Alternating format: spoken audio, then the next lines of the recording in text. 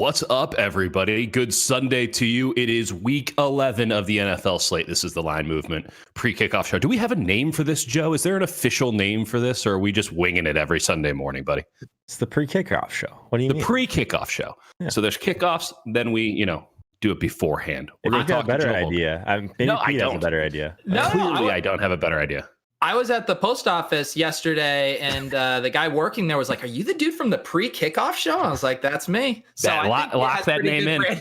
Lock that name in. The post office knows all about it. King of the Fleets, Peter Overzet is here. How you doing, buddy?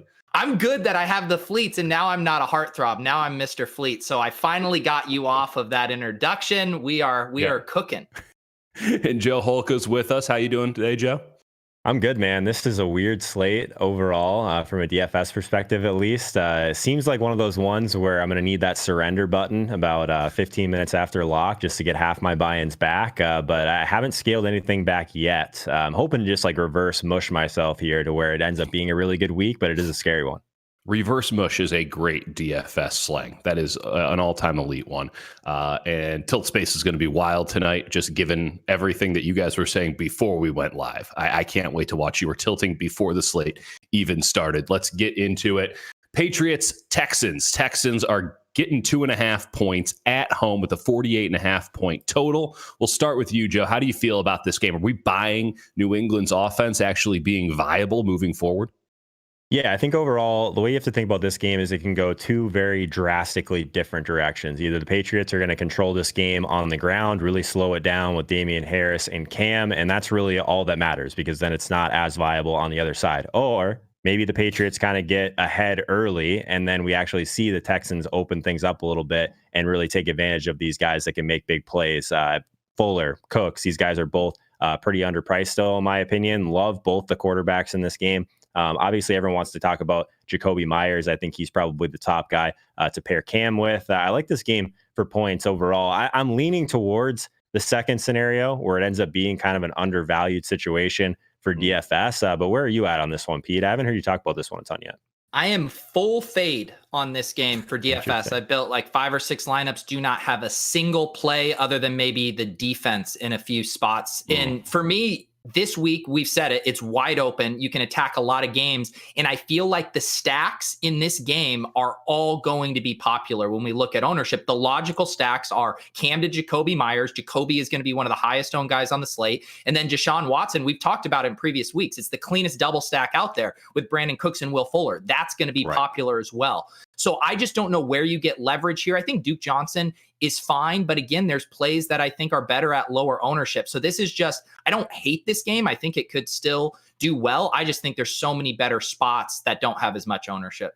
Can we take a moment to acknowledge where we are as a country that we're all talking about Jakobi Meyers? Yeah. This is not something that I foresaw a few weeks ago. How do we feel about the betting perspective on this one, Pete? 2.5 points just being given to the Houston Texans at home. I know they're not good, but I don't think New England's that good either. Talk me out of this position because I would just take these points and run. Yeah, I think they are a better team than New England. And the one thing, too, that I always think about is who can score fast, who can make big plays. And we know the Texans have the explosive playmakers to do this. I mean, Jakobi Meyers has been great, but he's not a game changer who's ripping off slant runs for 40 yards, into the end zone. So I do think the Patriots will try to control the game. But if the Texans get a big lead, I just don't know how the Patriots play catch up on the fast track. Interesting. Yeah, Joe, I would imagine that you're going to play the under here at 48.5. I know you mentioned both of the scenarios. It's much more likely this game goes under than over, right? Yeah, I think the two scenarios, I'm interested in the number 2 one for DFS. If this game ends up being maybe a little bit more popular, maybe I'll backtrack from that a little bit. But if it ends up being just a slow running, slogging type of game, definitely like the under. I think that there's still the argument that the Patriots kind of found their identity last week, right? In terms of actually just running the ball a ton. Maybe that's how they think they have the best chance to win. So yeah, I like the under. If I have one side here, I think that the Patriots is still pretty interesting. Interesting. Let's talk Bengals. Let's talk the Washington football teams. You got Alex Smith at quarterback for Washington. Who knows if that's worth anything? We'll get your perspective on that in a moment. Joe Burrow at the helm for the Bengals. He's getting 1.5 on the road with a 47.5 point total, and a prop that Jordan was so kind to give us before the show. And I want to throw at you guys. Joe Burrow passing touchdowns, 1.5 is the line. Before we get into anything, tough defensive line with Washington, one of the best in the NFL, a bad offensive line with the Bengals, 1.5 passing touchdowns for Joe Burrow. What do you think about Joe? Over for me. I think that one of the things I've kind of come around to this week is that, we want efficiency at quarterback. And one of the things that can really limit efficiency is when they're going to see pressure. But there is a threshold of volume to where it doesn't matter as much. And Joe Burrow throwing the ball almost 40 times a game right now, I think the volume's going to be there for him. From a price perspective, he's still very, very cheap. From that prop, I think I'll be on the over on that. I like him to throw multiple touchdowns today. Not a great spot overall against Pittsburgh or against Washington. Rather, Pete, this was kind of the game that I was, I guess, going to use the argument you just used for Houston. Like, is this the one where maybe it seemed like it was going to be a decent one to stack up, but now the ownership, Terry McLaurin, Antonio Gibson, even on the other side of this game, maybe the Cincinnati side ends up being a little bit more lower owned, but like across the board, this one seems like more of a stay away to me now. Yeah, I do think that's fair. It has similar levels of ownership as that other game. I still think it has more shootout potential. You know, we've seen Burrow drop back, throw it 55 times in a game. And we know Washington now with Alex Smith, he's coming off a back-to-back 300-yard passing games. So I do feel like this has the feel of one of these gross games that can shoot out. But I'm with you. I don't think there's any obvious leverage spots in this game, even though I like T. Higgins a lot. I like Terry McLaurin. I think you can play Gio or JD McKissick and even Antonio Gibson, but I do agree with you. You're not getting leverage in this game. How do you feel about the betting perspective of it, Pete? Would you put money down on either of these teams? 1.5 point spread for Washington. Yeah, I do think Washington has the slightly better defense and they'll get more of a pass rush, but I think I'm still more inclined to trust Joe Burrow here at the end of the day to get it done. I feel slightly better about his weapons, so I'm probably leaning with Cincinnati here if I was forced to bet. I can't get over Alex Smith trying to drive the former Redskins down the field against Detroit last week and dinking and dunking. I mean, it was like a 42-play field goal drive. It was painful to watch. At some point, you have to push the ball down the field. And so I think I'm with you 100%, Pete. Like, I'd rather have Burrow, who at least I know is going to be able to sling it a little bit. Joe, can you talk some reason into us? Are we way off? Because Burrow might be also, 10 feet into the ground with all the sacks that the Bengals are going to give up. Yeah, no, I think I mostly agree with you guys on that one. I still think that Washington defense is one of the best plays overall on the slate, just because just this offensive line versus defensive line matchup. Like, if you just take the high volume aspect of Burrow out of it and his price, he's going to be under siege this entire game. So this is one that I'm a little bit less interested in. It's not even like that high of a total overall in comparison to some of these other games. So I guess this slate of where the pieces don't come together perfectly, this is a pretty good example of that for me too. All right, let's talk Pittsburgh. Let's talk Jacksonville. We talked about this game on Tuesday. Listen, it's an emotional spot. It's a big 10.5 point spread for the Steelers. They don't respond well to situations like this. Historically, they don't. Under Mike Tomlin, they don't. Ben Roethlisberger doesn't. It's not a position that Pittsburgh thrives in. And so I'm all in on the Jags plus 10.5. I don't care for anything they do, but I don't like how Pittsburgh handles games like this. From the DFS perspective, Joe, what are you thinking about this? Hang on real quick. Can we just have you flesh out why this is a big emotional spot? I need the narratives here from you. I missed this emotional spot. The emotions are that so much is expected. James McCool is rolling. He's so angry at me right now. He hates narratives. And he brought this up, and it clicked a lot of things in my weird monkey brain where he just goes, the Steelers don't respond well to being huge favorites. And then Matt LaMarca on Tuesday brings out some numbers that were so flabbergasting, I don't even know what to do with my hands. So, I'm just going to keep riding that train. I got two very smart guys who are way smarter than me telling me to take the points here, and I'm going to take the points. Who are you taking in DFS, Joe? I like this game a lot overall, and someone that's been kind of beating the drum for just this passing game on the Pittsburgh side, just being so far above expectation, is someone that we'll see later on tonight, Pete, with Leone. He's been pounding the drum, I feel like, for this passing game overall. So I like this game a bit. I think it's pretty easy on the other side of this to go with someone like Robinson, who's just seeing such consistent volume at the running back position. So I like him quite a bit. I think that Conley is interesting. Originally, I was trying to figure out if Pittsburgh is just going to bring the heat, where is like our short to intermediate guy for the Jags? And Conley over the last 3 games is actually the one that has the lowest ADOT. I originally kind of thought it might be Keelan Cole. So I like Conley a bit. He's like 3K on DraftKings. I think all of these pass catchers for the Steelers are in play. One thing in terms of narratives that was brought up to me on my stream earlier is it is Juju's birthday. So what do we do with that, Pete? Wow. That's I'm rethinking everything now.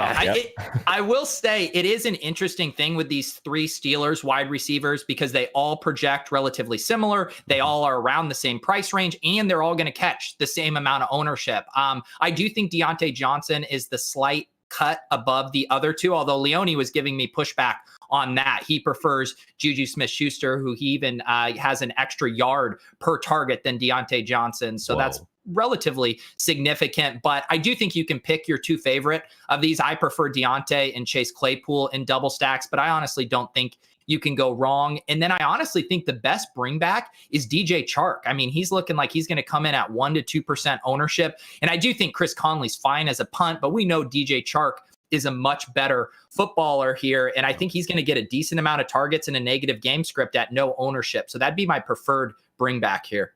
How do you feel about the total in this game, Pete? 46.5. It seems to me, just piecing together what you guys were laying down there, we all expect some points.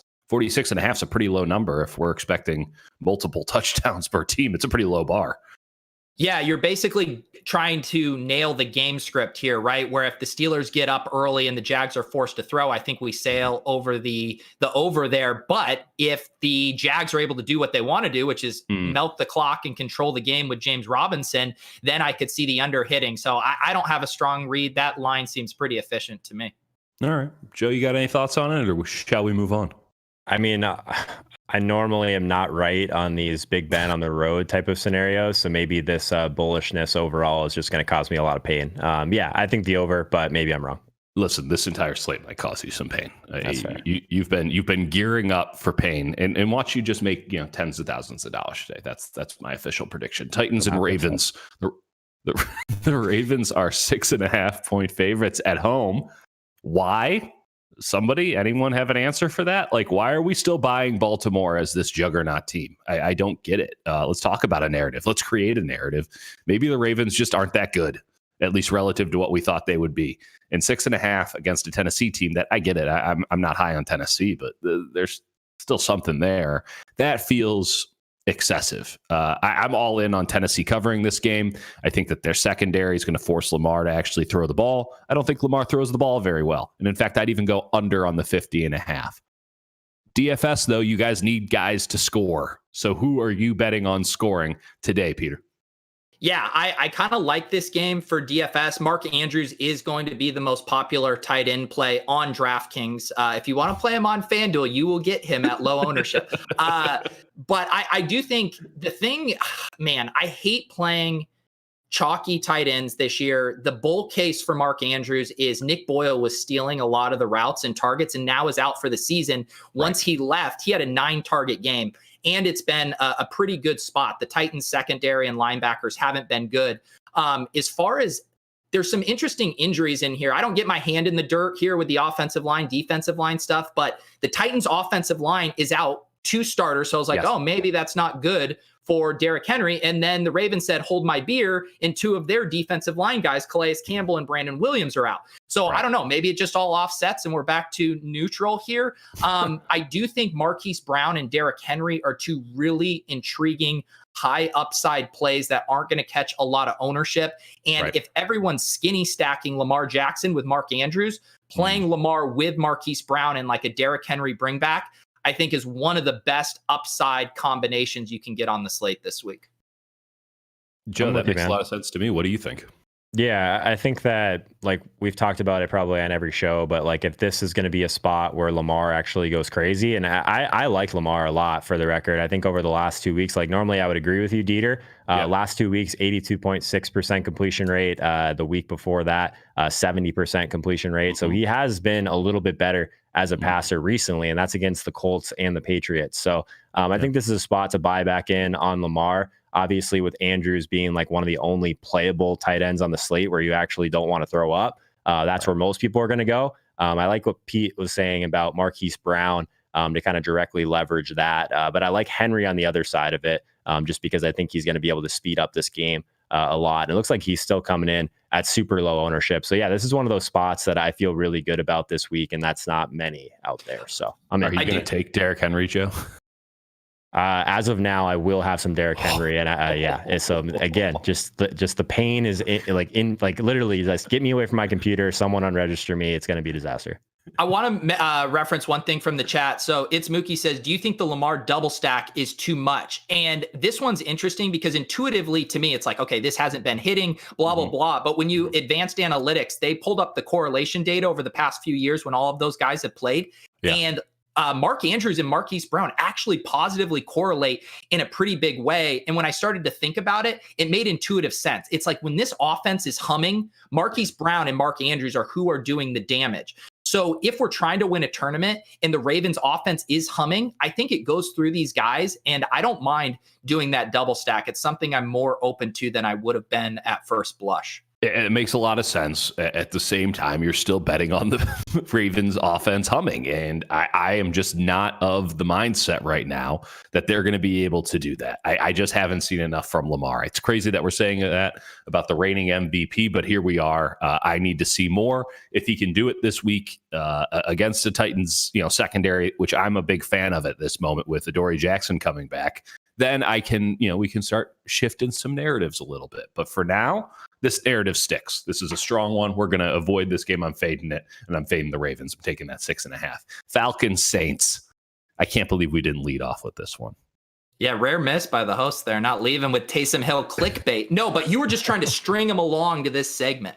Listen, we got 20 minutes out of you folks before we got to this, which is Peter Overzet going off on Taysom Hill, tight end on FanDuel. Oh, dude, I'm about to go off so hard. How did the sites let this happen? How did they let it happen? We demand justice in daily fantasy, and we demand it now. This is a weird game. Like, Taysom Hill's a quarterback, so obviously it's funky that you can get him at tight end on FanDuel. Everyone's going to do it. It's stupid not to. You can try to talk yourself out of it. Like, I'm the biggest contrarian on the planet. And even I'm like, well, you just take that. That's obvious. Who has more upside than a quarterback at tight end? But he's also the quarterback, and they're 3.5-point favorites. He has more tackles than completions in the NFL. Why are they 3.5-point favorites? Can anyone explain to me why they're 3.5-point favorites? I'm just taking Atlanta on principle because the Taysom Hill experiment offends me, and I think I'll be offended by the end of the day, and I'd like to make some money off of that. Joe, do you have any logic as to why they're 3.5-point favorites? I'm not going anywhere near this game from a betting perspective because it feels like there's just such a large range of outcomes of what could actually happen. Maybe we do get some Jameis here, but I mean, yeah, you said it, like on FanDuel, play him on every team at tight end pretty clearly. I guess I still am not exactly sure what this means for guys like Michael Thomas, Alvin Kamara. Their ownership's probably going to be extremely low just due to that uncertainty. So maybe there's a little bit of value there. Pete, I guess I have two questions. Number one, do you think that this completely tanks Michael Thomas and Alvin Kamara, or do you have interest in them as sub 10%? And the other side of this is on FanDuel. Do you think there's any value in playing guys like Mark Andrews in the flex because like their ownership by default is going to be much lower on FanDuel because everyone's going to have Taysom Hill? Some things I'm kind of messing around with some Lamar teams, I guess, on FanDuel. You smart. Yeah, I think it's viable if you're going to game stack that Lamar thing to do them. That's probably the only example I think where you could justify playing the tight end in the flex, but I don't mind that at all. And it'll be fairly unique, I would imagine. Yeah. This game is tricky. I think Alvin Kamara is just too expensive to take on the risk of what Taysom Hill means for this offense. We know he's going to get his touches, but he was actually pretty inefficient last week too. We know he makes his hay with these short checkdowns. I don't have any reason to believe that Taysom Hill is going to be just peppering him with targets in the way Drew Brees did. So I think I built a lot of lineups this week. I don't have any Alvin Kamara. Maybe that burns me. I'll live with it. Michael Thomas, however, he's priced down. Everything lines up for him. The Falcons have been really bad in the secondary. Easy matchup for him here, but I don't feel comfortable with it. And the ownership is going to be reflected because I think a lot of people feel similarly. Right. I'm having a hard time stacking up this game or trying to play it. I've messed with some stuff where I play Taysom Hill to like Jared Cook, so I don't have to pay up to see who Taysom Hill's going to really succeed with. And then I am bringing it back with Julio Jones. I thought I would maybe galaxy brain it a little with Calvin Ridley, get that injury discount. I was reading Gene Bramall over at Football Guys. I mean, he says Calvin Ridley dealing with this mid-foot sprain. It's the same thing that has been giving Joe Mixon and Chris Carson problems. He said this is really hard to come back from. And what he had seen of Calvin Ridley did not look encouraging from his movement in the tape that had surfaced. So I'm a little nervous. And now Marshawn Lattimore, for you wide receiver cornerback matchup guys, he is out as well. So I think I do just lean Julio here because there isn't a huge ownership discrepancy right now between Julio and Ridley. You in on Julio, Joe? I like that. Yeah, the people, I was teeing you up for the Lattimore thing, Pete. I thought you were going to tell us that Lattimore's out, and that's why we should all play Julio Jones. I think the argument in favor of being, I guess, a little lighter on Ridley makes a lot more sense than versus just looking at something like that. But yeah, I'm in on on Julio. Do you have any preference, like Julio versus Keenan Allen? That was a question I got probably 15 times today, Pete. I actually prefer Keenan, and that's partly just how high I am on the Chargers pass game today. Herbert double stacks are my favorite thing to build, but I think they're both good plays, and Julio will come in at less ownership, so I wouldn't fault anyone for playing Julio here. Anybody in on Matt Ryan? Worth playing this week? Go ahead, Joe. I mean, I don't really have anything. I never play these guys that don't run usually. I think the only scenario it makes sense is on FanDuel where you can just play both the quarterbacks from the same game because there's such a high correlation there. So that would be the only situation I probably would play him. So you're playing Taysom on DraftKings because you love running quarterbacks? I think Taysom's fine at price for sure on DraftKings. I think the problem is, at least for me, playing only tournaments is I don't know exactly who to stack him with. And some of the options that I would want to play him with, they're so expensive to where I like Pete's idea of maybe playing Cook with him. I think that's interesting. Just get the cheaper correlation there. I don't know. From a DraftKings perspective, Taysom scares me a lot more. Just from a stack overall, because I think there's some good spots and there's going to be some ownership there. So I don't know. It's a tough decision for sure. I wanted to. I was on the Matt Ryan thing, and then I kept building, and I ran into dead ends because I would do Julio with Hayden Hurst because I don't love the Ridley spot. But then your two favorite plays, my two favorite plays, is Taysom Hill and Jared Cook, and those spots are already accounted for. So then I'm like, am I going to pay up for Michael Thomas on the bring back? That's probably where I would go if I did decide on that. But it's not something I love. Yeah, that's a little tight. A game that probably will not be in anybody's lineups, Lions and Panthers. Correct me if I'm wrong here. Who the hell's going at quarterback for the Panthers? Does anyone know? So Pete's inactive corner here is going to be spicy in about 5 minutes, but early returns are Teddy Bridgewater is doing everything in pregame warmups. Looks like he is going to go. So I do think we will get Teddy instead of XFL superstar PJ Walker. I stayed corrected. So obviously we'll all get some Panthers running back action in this game, right? Or are we still riding that train straight to hell? I mean, I love the idea of going back to Mike Davis here. I think that he's someone that, like, if people want to just like look at him and just say that he's been burning people constantly, like just look back at some of the teams that he's played when he's failed. He's failed against Chicago. He's failed against New Orleans. He's failed against Atlanta, Tampa Bay. Like Tampa Bay is a team that has historically really limited CMC as well. So like, I think the volume's still going to be there. This Lions team can't defend the run. So this is like one of the best spots we've seen for Mike Davis. He's too cheap. I'm going to be all over that play, especially like I think my biggest stand this week is that people are going to mess around with some of these cheaper running backs that are just going to be touching the ball 12, maybe 15 times. But there's like, it's basically you're not sure what's happening in that backfield. I'm just going to try and play guys like Mike Davis, Miles Sanders, and call it a day. Makes sense to me. Pete, you got any action on this?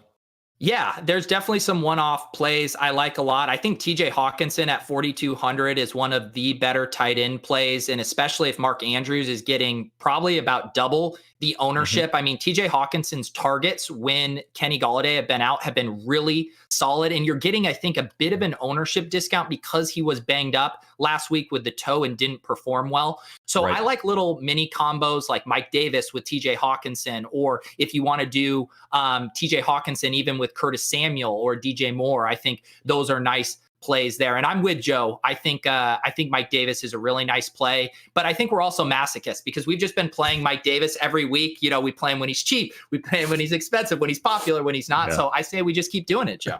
Have to, man. We like paying here. Straight to hell, we ride this train. Does anyone want to bet on this game? 1.5 for Detroit on the road. Is anyone that big of a masochist that they're going to bet on the Lions or the Panthers here? Stay away from me. Yeah, stay away. I'd probably lean toward just taking Carolina and trust that the Lions don't have enough weapons with Swift and Golladay out to hang in there. I saw you for half a second there, Peter. It looked like you wanted to get in on it, and then Joe was like, "No," and you're like, "You're right. That's the right call." No, Peter doesn't care what I think. Joe's always reining me in. I'm like, Joe, I got this six leg parlay we got to bet. And he's like, Pete, you got to be smarter with your money. And I'm like, you're right, Joe. Yeah. This is not true at all because I've been trying to get us to play more action for the tilt space. And you're like, wait.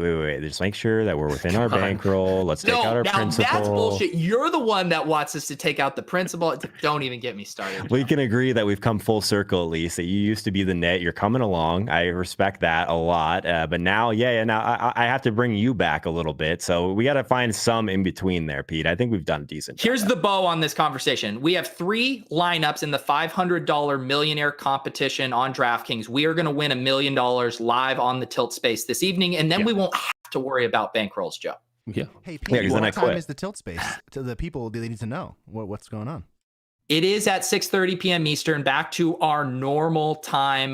Like I said, we have 3 lineups in the Millie and then 3 of them in the Juke. It will be a good day. And breaking news, Peter's inactive corner. Teddy Bridgewater is active today. Let's do the rest of it, eh? Why don't we just do the rest of the inactive corner? We start with Teddy Bridgewater, who is in. Who else? NFL live music plays in background. Can I get maybe 2 let's do one more game because it's still not even 11:30 yet. So I need a few more minutes. Sorry. I know that you can't perform unless it's exactly the bottom of the hour. I kind of need the information. I mean, I could just shout out bullshit. I can do that. Too. Why stop doing that now? Eagles, Browns. Eagles, Browns. The Browns are 2.5-point favorites. Carson Wentz is still a bad quarterback. I guess you're in on Miles Sanders, Joe. Like, is that where we stand on this? Yeah, no, I like Miles Sanders a ton. I think that he's someone that still seems like he's going undervalued. Last week, everyone in the world was talking about him as being like one of the best tournament plays on the entire slate. I was definitely on that train. I think he's still going to see, he's probably still going to see 18, 19 touches. His ceiling is much higher than that. He could still easily see 24 to 25, I think, in this type of game. He's still like one of those guys that's used enough in the passing game to where I think that there's a little bit of meat on the bone for him to have like a Mike Davis type of ceiling overall. So I think that this one's interesting just because of the week in general. I think running back is kind of thin overall. So I would just prefer to get these locked in touches and pay a little bit more for them because I think wide receiver, there's some spots where there's some cheaper guys to where you can make pretty much any of these running backs fit if you choose to. How do you feel about the Browns here, Peter? Unless I'm interrupting you for doing something. No. I'm just, I got the chat. I got the tweet deck. I'm looking at the weather in Cleveland. We're going to get a little bit of a rain. I'm a juggler is what I'm doing over here. Incredible one at that. I think Dallas Goddard's going to be the only guy in this game that catches a decent amount of ownership, and I think it's justified at 3,800. I did mention the weather. I know Leone has docked some projections in this game, just thinking it might be a little bit of a slower run-based game plan with the heavy rain. That said, there are some plays I like here. Jarvis Landry at 5,500.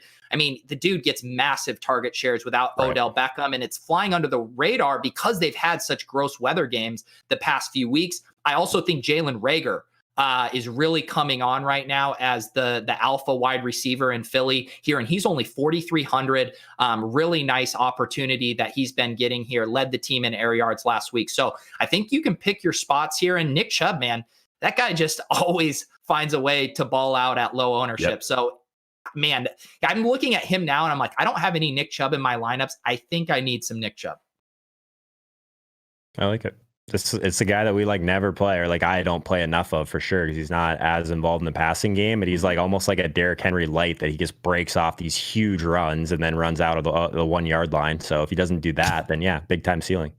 Yeah, I feel a tremendous amount of sympathy for anybody who had to play him last week. Are we liking the Browns at 2.5-point favorites? Is that enough? I feel like they could have run up to 4 or 5 here. I think the Browns are a markedly better team. Now, they do have some guys out, and I guess we'll find out who's out in just a moment. But 2.5, does that tickle anybody's fancy here? I like the Browns. I think I can get behind that one. I don't want to just say that every game this week is a stay away, but it's Sunday morning. We know these lines are pretty efficient at this point, so I think the Browns are fine. Yeah. The Browns are a team that I've started using for defense on DraftKings as well. I think it's a nice spot, and we know Carson Wentz has these implosion games in him. So yeah, I think on the betting side, I'd lean Browns there as well. Does Carson Wentz have explosion games? All I've seen are implosions this year. It's just caving and caving and caving. I'm out. I give up. I think he does, but this doesn't seem like the spot for an explosion game from Carson Wentz on the road in the rain. Let's explode ourselves over to Peter Overs. Let's implode into Peter Overs. That's an active corner. Yeah, I saw someone in the chat asking about Sony Michel. He is inactive. They had activated him off of IR, but he's not a game day active. I do think Damian Harris, he's not going to catch any passes. He's going to lose goal line work to Cam Newton and Rex Burkhead. That said, he might get 20 carries between the 20. So if you guys are playing the lotto tournaments, I think Damian Harris is an interesting lotto play. And then a quick follow-up on the Teddy Bridgewater stuff. He is active, but they also have 2 other quarterbacks on the roster, Will Grier and PJ Walker, active. And some of the beat reporters think they're doubtful that Teddy Bridgewater plays the full game and is fully good to go. So that's something to keep in mind there. But it does look like Teddy Bridgewater. Now we have Jay Glazer just tweeting he will not play today. So an active corner is going to be... Thank God we waited those couple of minutes. Yeah. So I'll keep tabs on this, and we'll circle back once we get some clarity, because there's a lot of conflicting reports right now. The inactive corner never closes. Dolphins, Broncos. Who the hell's playing a quarter? It's Drew Lock. No, it's not Drew Lock. It is Drew Lock. It's Drew Lock. He's in. It's Drew Lock. He's still a 3.5-point underdog to the mighty Miami Dolphins with a 46.5-point total. Peter, who are you playing in this game, if anyone? Yeah, I definitely think this is, even though they're on the road, I think this is a nice spot for the Dolphins. They're just the more well-rounded team. Their defense is really solid. And I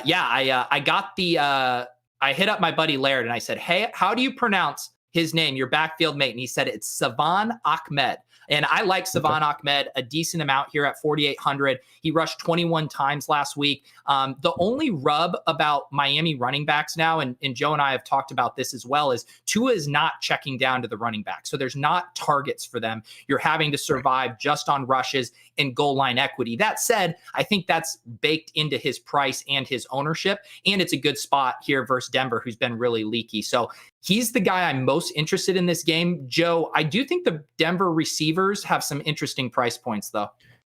Yeah, just to tie a bow on Ahmed, I think I was maybe wrong earlier in the week, Pete, when I was talking about how like Gaskin came in and Gaskin had this pass catching role and the role, and Ahmed was only getting all the work on the ground. I think you just said it. Like it has more to do with the quarterback change than actually Ahmed not being involved in the passing game. So that's a concern on DraftKings for sure. He's very cheap. I just think that there's again, like if there's all these really thin running backs that people want to talk themselves into this week, I'm going to try and be building a little bit differently. On the Denver side, in terms of the wide receivers, I think that Jerry Judy's always interesting. I do like KJ Hamler a ton. If you're looking for a punt play, KJ Hamler, he's still running a route on 90% of the snaps. He's kind of doing a lot in the slot, which is odd because he's more of like a field stretcher anyway, in terms of like his actual measurables and his actual like kind of skill set. But since he is running in the slot, that's where you want to attack this Miami team anyway. So I think the only real play is either KJ Hamler, but I think that the Dolphins defense squarely back in play again this week. Are you on that one, Pete? Yeah, I think the Dolphins are a really nice defensive play. And I will just, again, these are guys that I don't have in my single entry 3 max, but Jerry Judy at 5,300, I mean, he's fully off the injury report, has been getting insane opportunity. He had 135 air yards and almost had a touchdown last week. So I don't think anything's different for Judy. And I do think he's kind of quarterback proof. Like, I don't really care if it's Lock or Rippin or whatever. So I think he's an interesting play, and I might have a little bit of a correlation with him and Ahmed if you do go that route. Sounds like we're buying the over 46.5 here a little bit, that we're leaning towards this game maybe having more. I know it's going to be tight. These lines are good. It's splitsbet.eu. You know you're only getting the best lines. But man, you're talking me into this as if there's going to be some points on the board. I wasn't there, and now I'm there. Are there going to be points on the board here, Joe?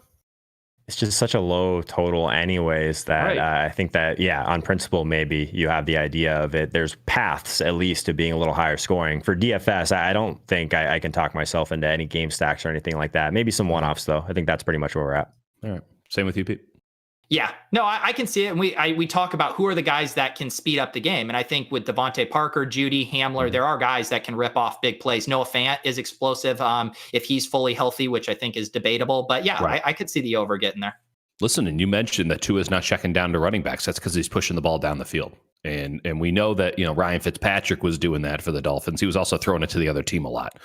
Tua's doing it, and it's seemingly working out. Maybe this is the week where it stops. I don't know. I don't know about these, these warm-blooded boys going up to Denver at Mile High in the middle of November, but we'll see how it goes.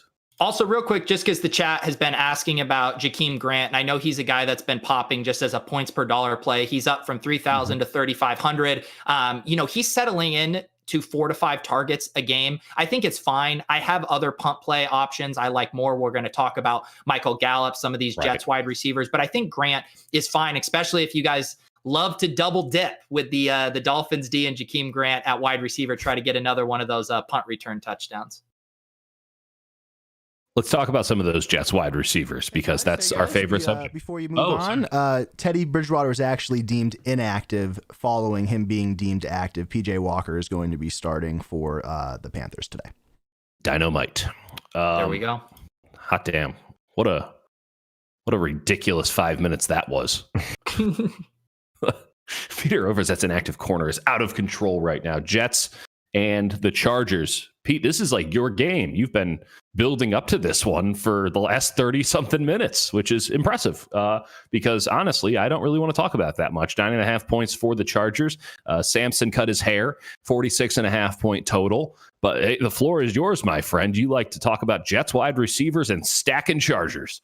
Yep, I know. This is one of those games, not enough narratives to get the juices flowing for Dieter, but me, the nerd in the spreadsheet here, looking at the numbers, I'm loving it. I think this game, outside of, Keenan Allen and Kalen Ballage, you're going to get all of these guys at low ownership. And I think there's so many nice pairings with Herbert that it's just so easy to attack from a tournament standpoint. I think Mike Williams is viable as a deep threat. I think Hunter Henry at tight end is viable. And my kind of gross punt play that I really like, Jalen Guyton at 3,500. This is the Guyton. Yeah, he had his season high 6 targets last week, and we've already seen him connect downfield with Herbert on some of these plays. So I'm mixing and matching here, and I'm also mixing and matching with the bringbacks. Denzel Mims, 3,300, very nice play. You can justify Perriman at 4,300, and he's a little expensive, but Jamison Crowder at 6,100 is still going to be the guy that gets the most targets for the Jets. So, man, I like this game.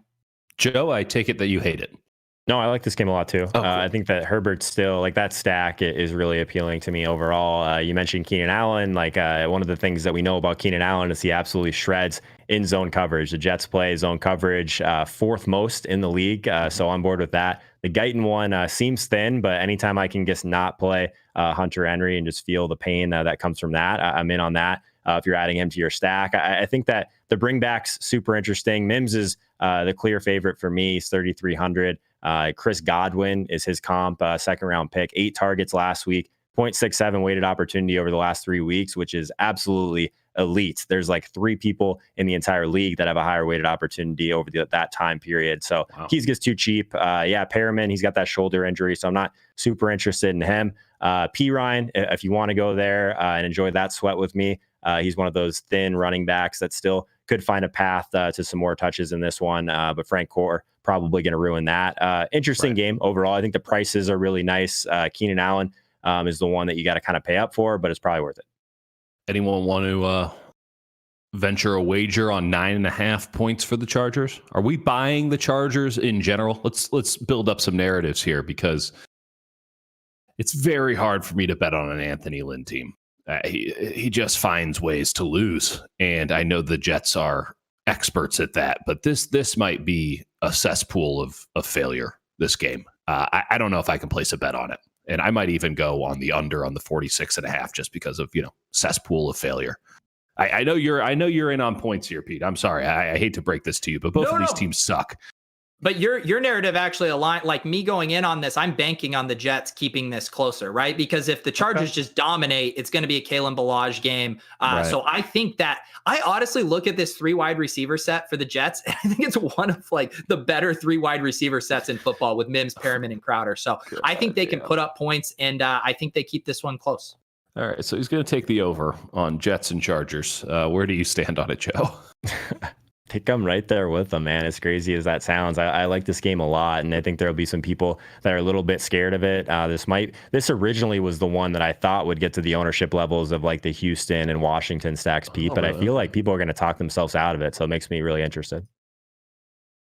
How have we reached a point where Kalen Ballage is now just obvious chalk? Just take him. It makes perfect sense. What the hell happened? I mean, he sucked on other teams. Why is he good now?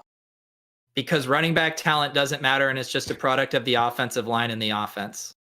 That's why you're a thought leader, my friend. Adam Gase ruined him for multiple years, maybe. I don't know. He's probably bad, but... Does he exact revenge on Adam Gase today for ruining his career? And I don't know. I will say, even though I'm heavy on the Herbert stuff, I mean, Kalen Ballage is a good play. Like, I think the chalk is justified. He had 9 high value touches last week. That's 4 touches in the red zone in 5 receptions. He was second only to Alvin Kamara in high value touches. That stat compliment of our friend Bren Gretsch. So yeah, he's getting the elite level usage that you want. So we all have our biases associated to these names, but he's getting the volume to merit a play at 5,600. But what's he going to do when he sees Adam Gase is near him? Like, will he immediately crumble yet again? Is there just some sort of a complex with Adam Gase and Kalen Ballage? We're going to find out. I'm fascinated. Joe, you handle this narrative talk with Dieter. I can't. I can't do it. I think it sounds okay, but it's not something I really care about. Well, you're not betting on this? All right. Cowboys and Vikings. See if anyone wants to get in on this Vikings offense. They're 6.5 point favorites. It's a 49.5 point total on this game.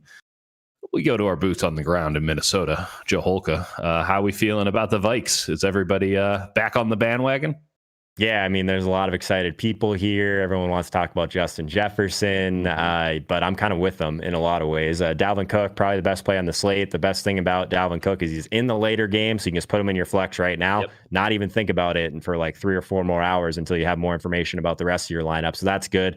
Justin Jefferson, Thielen, obviously a very condensed target share, not a lot of volume, but Justin Jefferson leading the league in yards per route run. So we know he's actually a good player. He's been a difference maker out there for sure. The volume's all there. I don't need to go through all of it. Justin Jefferson at 6K is super underpriced. And then I'll kick this part of it to Pete, but these Dallas pass catchers, super interesting as well. Lamb in the slot, the Vikings giving up more slot touchdowns than any team in the league. But I think there's a ton of interesting pieces of this game, maybe even a full game stack overall, which originally I wasn't really in on, but now I'm warming up to it.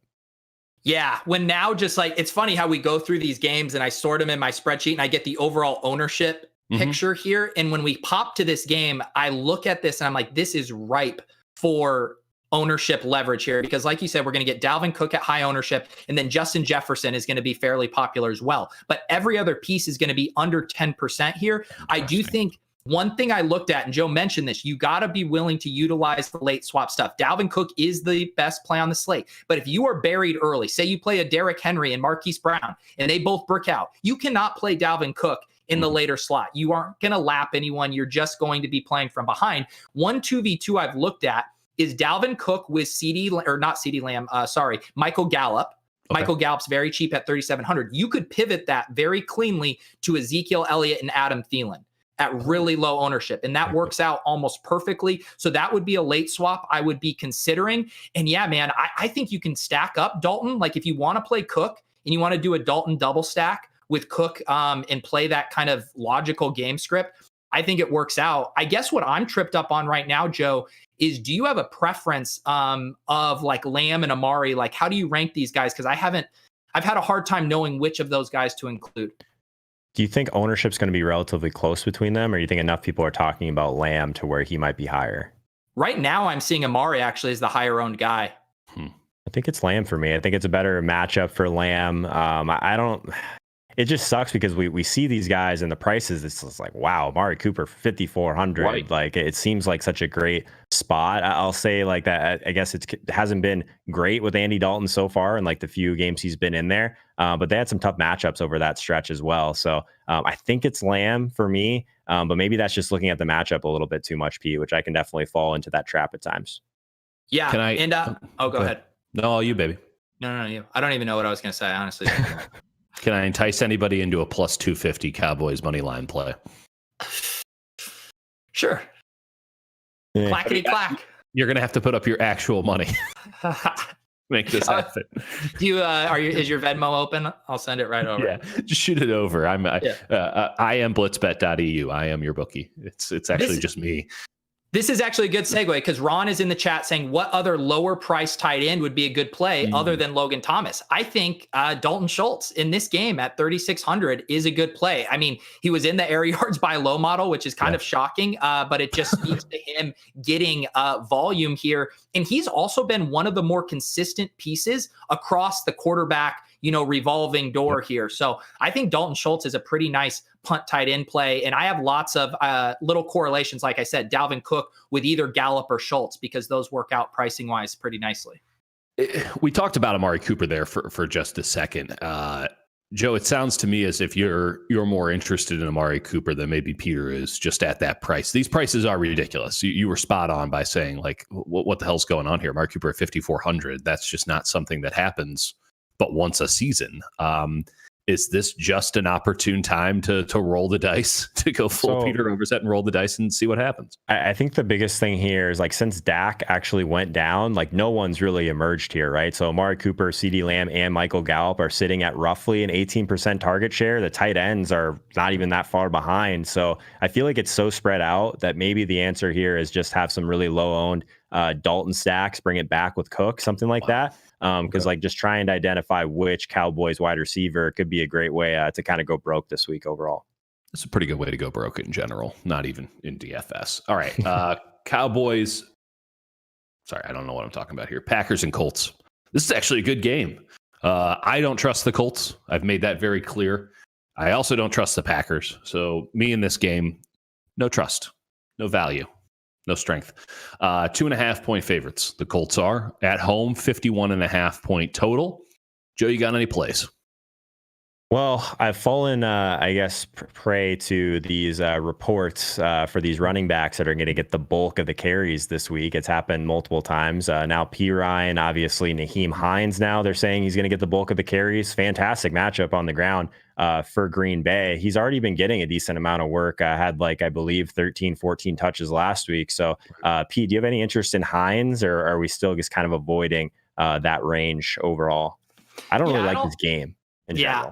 I don't think Hines is bad. He's also going to be particularly nice leverage on similar plays in that price range. I mean, you got McKissick, Duke Johnson, Gio Bernard, all those guys there. And we've seen Hines' upside. And the interesting thing about this game is it's the highest total on the main slate. It's in a dome. And outside of Devontae Adams, no one is catching a ton of ownership. So I do think this is interesting. I was talking to Osimo yesterday. Even just Rodgers to Adams was popping as the highest likelihood to be the top stack on the slate, and no one's going to play it. I think there is a lot of merit to we talk about there's different ways to get different with your lineup. Sometimes it's just by the players. Sometimes it's by the overall construction. If everyone's paying up for these running backs, maybe getting up to Devontae Adams here and getting on a different type of construction makes sense. And then you do bring it back with a cheaper Colts guy. I've been doing Michael Pittman a lot. The rookie, 4,500, had 8 targets last week and has really emerged as kind of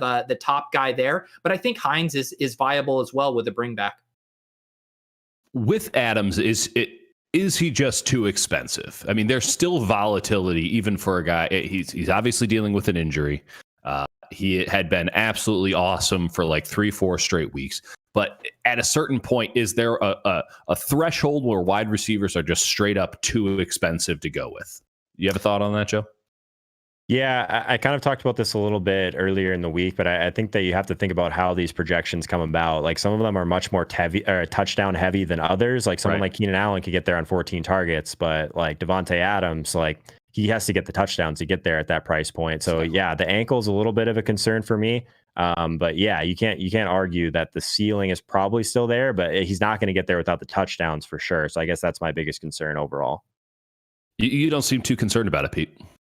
No, I'm not concerned about it. I mean, when he was up higher and it was like outdoors and the ankle was still an issue and all of that stuff, but this actually lines up. And I think when you look at just points per dollar, I mean, Devontae Adams is still one of the better points per dollar plays on the slate. I mean, the dude gets 10 plus targets every single game and he's fully off the injury report in the dome. I don't mind it at all. All right, real fast. Does anyone want to bet the Raiders plus 7.5 on Sunday Night Football? Anyone in on that, or are the Chiefs just going to boat race them? I think the Chiefs make a statement here, right? Statement game for the Chiefs, Pete. Yeah, I mean, it's a real emotional spot for the Chiefs. The more I think about it, it is. When you ride that bus around Arrowhead, you plant a flag and you say, "Boat race me." You can ride a bus, but the Chiefs are going to ride a boat. All right, give me your best plays of the weekend on the main slate. Your favorite play, your best play, the stack that you just can't wait to get into your lineups. We'll start with you, Pete. Yeah, I've made it clear these Justin Herbert double stacks are my favorite. And then I also love that Derrick Henry, Marquise Brown, low owned, super high upside. Could it get you, a combined 10 points? Maybe. Could it also combine for 50? I think that's well within the range of outcomes with Derrick Henry. What do you got, Joe? Yeah, for the record, this is the one that we went back to last week, and we were trying to decide if it was going to be the Kamara side or the Thomas side. If anyone wants to check the tape on how I said there, it was a chance. It was the 3 touchdown game. I would love to take that pat on the back, I guess. This week, I'm back on this Pittsburgh passing game overall, so I think that's probably will be one of my bigger stands from a stacking perspective. But I think just lock Dalvin Cook into your lineups in the flex. And then I think that like the main takeaway here is just give yourself flexibility as the day goes on. I don't think you'll be too upset with that. I think that's the best route for sure. And anybody have a favorite bet? I'm going to go all in on Atlanta plus 3.5. I understand why people would be trepidatious to go in on that, because who the hell knows what's going on with Taysom Hill and who the hell knows what's going on with Calvin Ridley, or we might know what's going on. We just don't like the answer. But Atlanta plus 3.5. That's a play that I'm going to be making. Anyone have any betting plays that they're in on? We'll start with you, Joe. I like Baltimore against Tennessee. I think there's a chance that Baltimore is a little bit underrated now, that everyone wants to just jump all over their grave right now. I think that Lamar gets back on track here. I think he's already showed signs of getting back on track, and this is the spot. Peter? Yeah, I mean, we are famously in the winner take all super contest, just looking to try to get a min cash in that. And, we did take the Ravens, like Joe mentioned. I kind of like the Packers here at plus 1.5. I know the betting markets always seem to like the Colts. They're solid all around, but I do think the Packers are the better team. So I'll take the Packers with the points here on the road. All right, and then I got 2 props for you before we get out of here. I failed to get these in the heat of the moment. I was just so enamored by the takes. Matt Ryan interception total at minus 135. We're going to go with a half interception total. Over under Matt Ryan throws an interception or not. That's basically your bet. Peter? Well, I don't know if you guys heard, but Marshawn Lattimore is out. So I think I have to take the under here. I don't think of the Saints defense as being particularly great and worrisome for Matt Ryan. And in general, with these touchdown props, these interception props, low frequency events, I'm probably always going to lean the under. So I'll say Matt Ryan keeps it nice and tight today. No picks. Joe, it looks like you're agreeing. Yep, I'm with you. I think that this is one where I like that game. I'm just not exactly sure what to do with it in DFS. So yeah, I think that there'll be a chance that at least that Matt Ryan makes a few mistakes, gets us a few more possessions for Taysom, which will be fun to watch. So Dieter just froze, but before we do get out of here, I have a couple things to add anyway. Dieter is back. He is unfrozen. I'm back. I'm Joe, sorry. With the Ravens, how much more rated do you want them to be? Do they deserve to be -8 point favorites versus the Titans, or like what are you looking for there? Because I actually think that Titans +6 isn't so bad. I mean, I think you can probably make an argument for both sides. I just think that there's still, like, if you're going to circle one game on the calendar for the Ravens last year, it's just they know exactly what Tennessee was able to do with them in the playoffs. So I think this is one to get up for. The emotional game for the Ravens. That's what I mean. That's what we're doing. What are we doing here? Full circle. If I can't take a narrative with Lamar when I'm just going to play a ton of them in DFS, what are we doing here? Can I just say the reason I love Justin Herbert is because he is coming off this super emotional haircut and kind of the emotional backlash to it, and I do think that will propel him today. Yeah, very good stuff. Okay, Dieter, tee him up for what's going on and what they could expect for Thanksgiving content coming up in a couple days. You guys, we are not changing a damn thing other than some times, okay? We have a weird schedule this week. It's Thanksgiving. That means we got a bunch of games on Thursday. It means we still have a fairly full Sunday slate. Like, it's tough out here. No one knows what the hell's going on. We have 2 weekends in the course of Thanksgiving week. And so what we're going to do is we're going to take our normal Tuesday show. We're moving it to Monday, and you can see it on the screen. We just have a bunch of, little shifts, just a little bitty change of shifts, written content, streaming content, write it all down, maybe take a screenshot at the moment. We'll make sure to tweet this out and get it on all the social channels, but just some little tweaks because it's a weird week, and then we'll get back to normal or whatever the hell we do that is considered normal. We'll try to do that again once Thanksgiving week is over. Peter, tell the folks about Tilt Space and what we should be expecting tonight, because Joe does not like this slate, which means it's going to be a wild Tilt Space. Yeah, I said it earlier. We're going to win $1 million on stream. There was the great Bambino who called his shot, and now there's me here at the pre-kickoff show, the notorious pre-kickoff show, calling our shot. $1 million Tilt Space, 6:30 p.m. Eastern. It's going to be lit. It's going to be lit. Thanks, bro. Joe, do you have any thoughts on Fortnite that we should be sharing right now?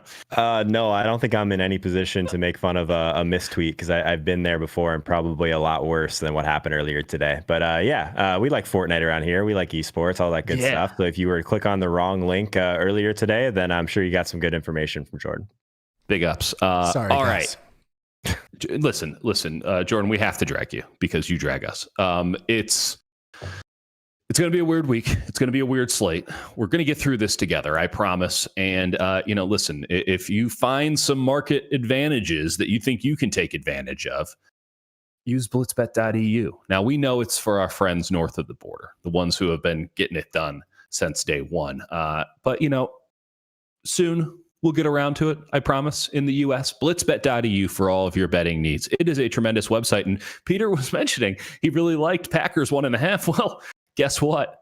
On blitzbet.eu, you can get a whole extra point on that game. So Peter's going to be making some bank tonight. He'll have plenty to spend once he makes that $1 million live on Tilt Space. Thank you, Dan, for that extra point. All right. We're going to get out of here. We're going to take in all of this weirdness. We will talk to you multiple times throughout the week. But if we don't see you anytime soon, I guess it'll be on the pre-kickoff show on Sunday. Go make $1 million like these guys. How about it?